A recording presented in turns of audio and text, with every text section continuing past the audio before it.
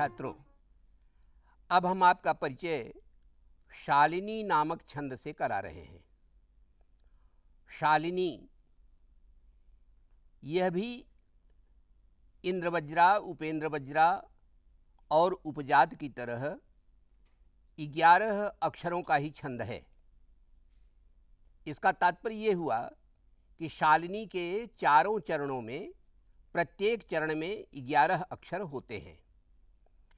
अब आप हमसे एक प्रश्न पूछ सकते हैं कि जब 11 अक्षरों के चरण वाले हमारे पास 3 छंद पहले से ही विद्यमान हैं, इंद्रवज्रा, उपेंद्रवज्रा और उपजाति, तो ये शालिनी नामक चौथे छंद की क्या आवश्यकता पड़ी? क्योंकि इसमें भी तो 11 अक्षर ही होते हैं। और फिर इसका भेद क्या होगा उन तीनों से? ये बड़ा ही अच्छा प्रश्न है और इस प्रश्न का उत्तर प्रश्न से भी ज़्यादा अच्छा है। देखिए, ध्यान से सुनिए। जब कोई कवि गद्य पद्धति को छोड़ करके पद्य रचना करता है तो पद्य रचना में उसको छंदों का आश्रय लेना पड़ता है। छंद का सहारा लेने के लिए कुछ प्रमुख उसके कारण होते हैं। आखिर छंद में रचना क्यों की जाती है? उसका उद्देश्य ये है, पहली बात तो ये है कि छंद में चूंकि प्रत्येक चरण में अक्षरों की संख्या सुनिश्चित होती है, इसलिए कवि को बड़ी सुविधा हो जाती है कि उसको पहले से ही ये ज्ञात है कि हमको 11 अक्षर का छंद है तो केवल ही 11 अक्षरों की आवश्यकता है।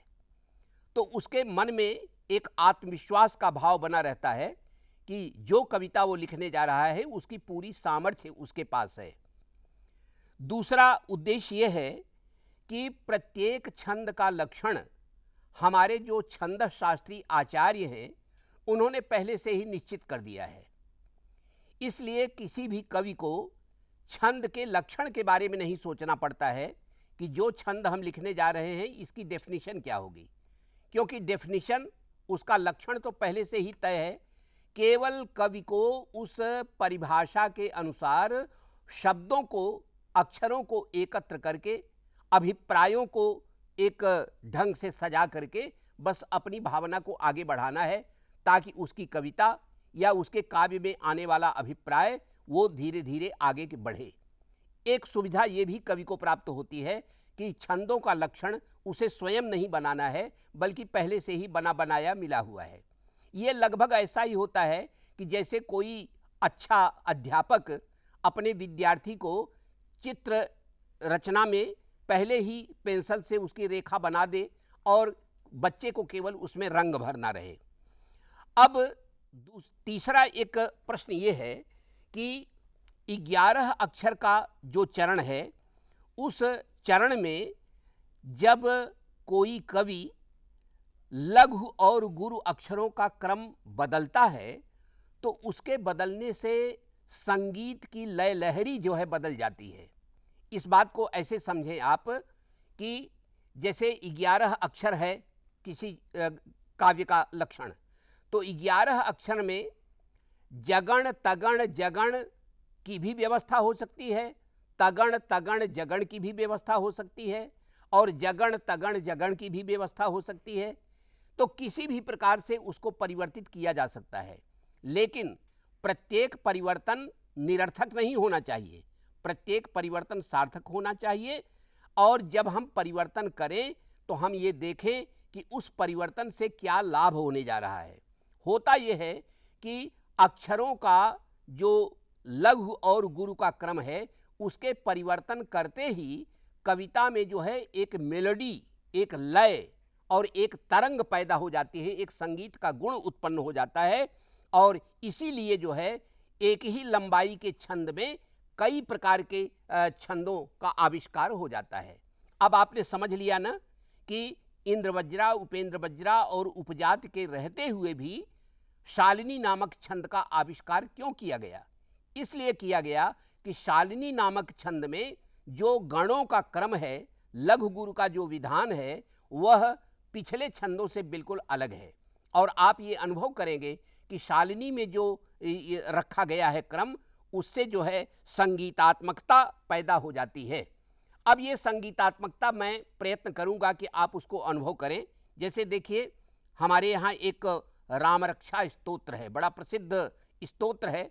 उस स्तोत्र में भगवान राम की वंदना आई हुई है और उसमें से मैं एक शालिनी छंद सुना रहा हूं, आप उसको ध्यान से सुने। माता रामो मत पिता रामचंद्र, स्वामी रामो मत सखा रामचंद्र, सर्वस्वं मे रामचंद्रो दयालु, नान्यम जाने नैव जाने न जाने।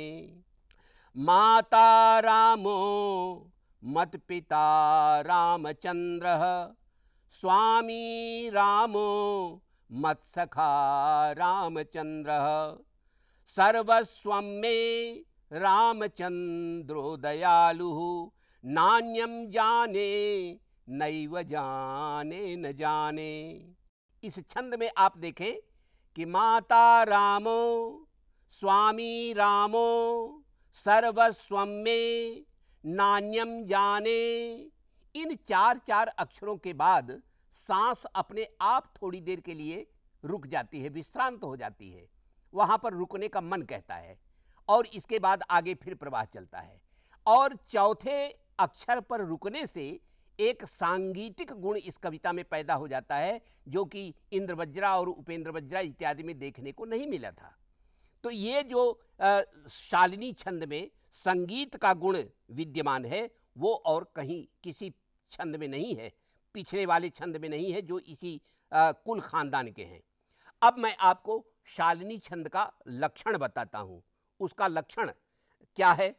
तो लक्षणों में देखिए कि हमारे आचार्य इतने प्रतिभाशाली थे कि उन्होंने प्रत्येक छंद का लक्षण भी उसी छंद में दिया है।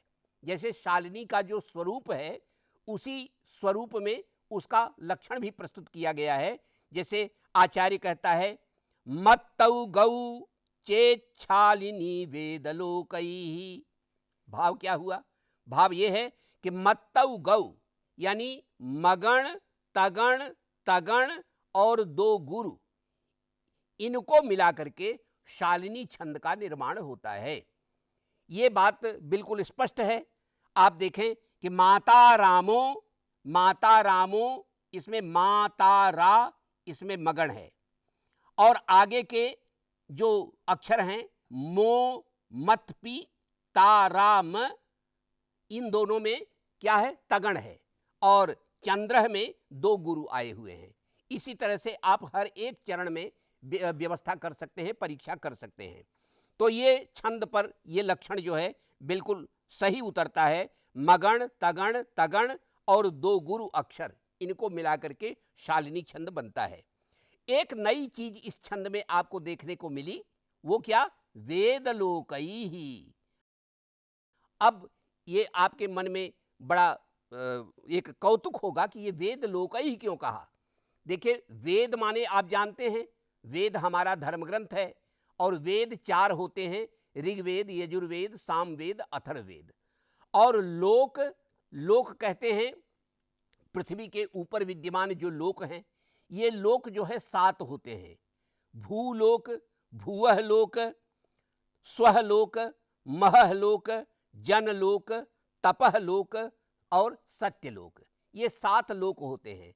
तो यहां पर जो वेद लोकैः कहा गया, इसका तात्पर्य यह है कि वेद माने 4 और लोक माने 7, यानी इस छंद में चौथे अक्षर के बाद रुकना पड़ेगा और 7वें अक्षर के बाद रुकना पड़ेगा। ये आपको समझ में आया ना? ये यति की बात बताई जा रही है। ये पहला छंद है जहां पर कि आचार्य बता रहा है कि इस छंद में आपको कहां कहां थमना पड़ेगा, कहां कहां रुकना पड़ेगा। तो जैसे माता रामो, ये 4 अक्षर हुए, यहां पर आपको रुकना पड़ेगा। इसके बाद मत पिता रामचंद्र, मत पिता 3, रामचंद्र 4, 4 3 7, 7वें अक्षर पर फिर रुकना पड़ेगा। इस छंद में 2 बार आपको रुकना पड़ेगा, एक बार 4 अक्षर के बाद और फिर दूसरे चरण के अंत में। ये एक बहुत ही महत्वपूर्ण बात है शालिनी छंद के विषय में। तो शालिनी छंद का प्रयोग साहित्य में भी और हमारे जो है सुभाषितों में भी, और विशेष करके जो धार्मिक साहित्य है उसमें बहुत हमारे कवियों ने किया है। बड़ा लोकप्रिय छंद रहा है। मैं आपको एक दो पद्य और सुना रहा हूं, आप उसको ध्यान से सुने।